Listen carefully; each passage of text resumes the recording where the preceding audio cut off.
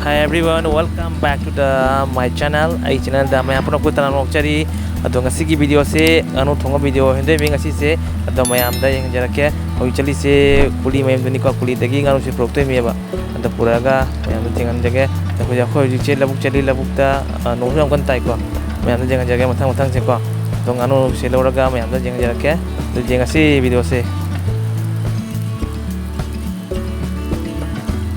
ngasi nong se kyam kan ta nong si lep te ek te gi kwa ado nong mo chali hojik se ado ngasi se tam nong si lep ta bai se phajin lep te ko phajin chu ding ngasi se ngasi si nu yauri ado jeng jara ke mayam ta se le le nganu se kwa sini angang na chab ja ke hai na khwai di tik pe se ma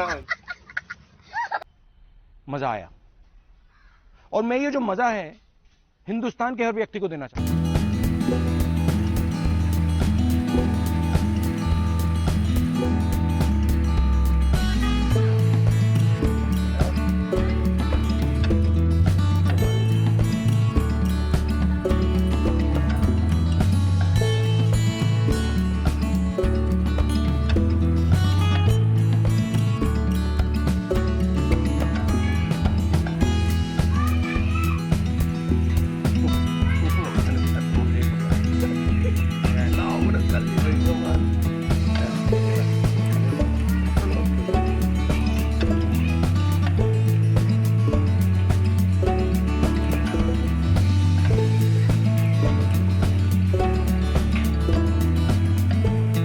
mayam sigre na sai dagi akoina wa no nar ba matu phok no ko na taw na ko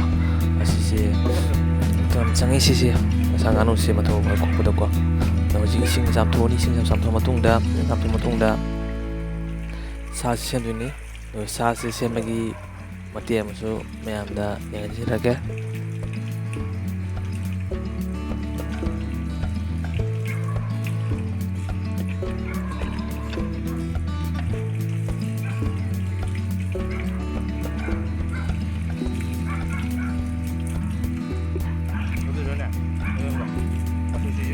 kan man ko number 1 ai ke mo no ajena bukan ala ya mana online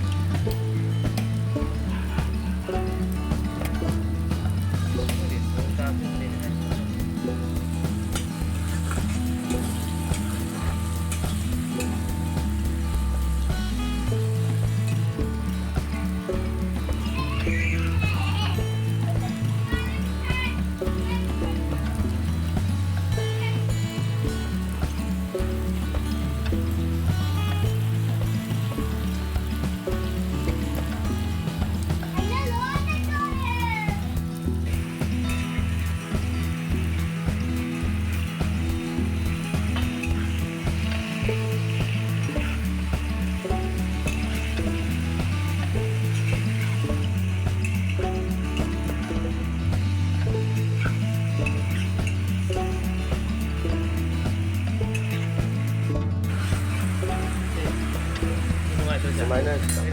Main ka kumna na pipinta ka.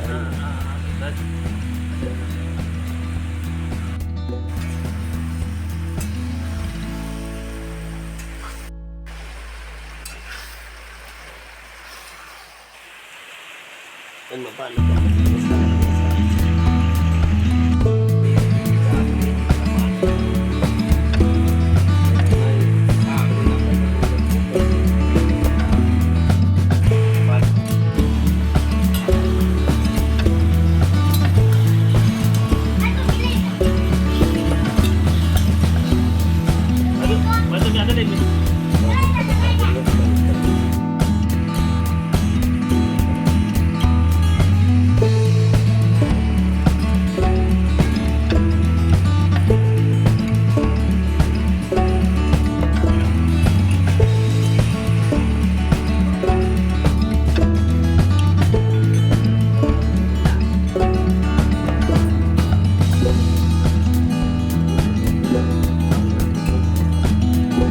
ꯁꯥꯁꯦ ꯍꯥꯏꯐꯦꯠ ꯃꯨꯟꯁꯜꯂꯛꯑꯦ ꯑꯗꯨꯅ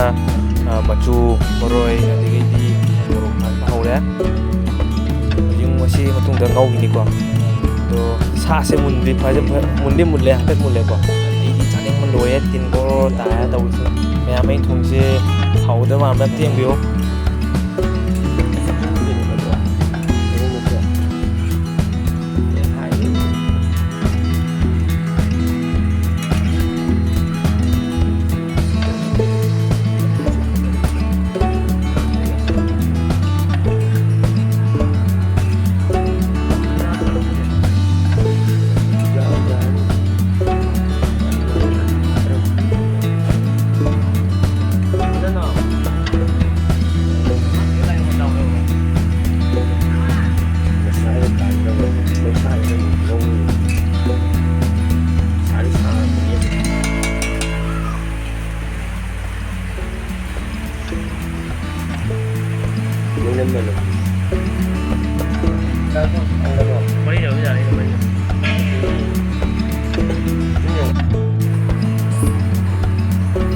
ꯃꯌꯥꯝ ꯆꯥꯕ ꯃꯇꯦꯛ ꯑꯃꯇꯪ ꯃꯌꯥꯝꯗ ꯌꯦꯡꯍꯟꯖꯔꯝꯒꯦ ꯑꯗꯣ ꯁꯤꯅꯤ ꯉꯁꯥꯏꯒꯤ ꯍꯤꯟꯖꯥꯡꯗꯣ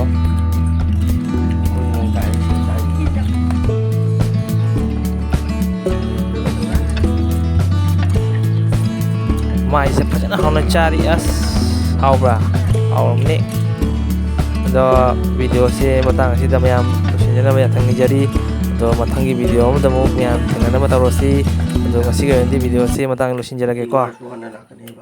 ꯕꯥꯏ ꯕꯥꯏ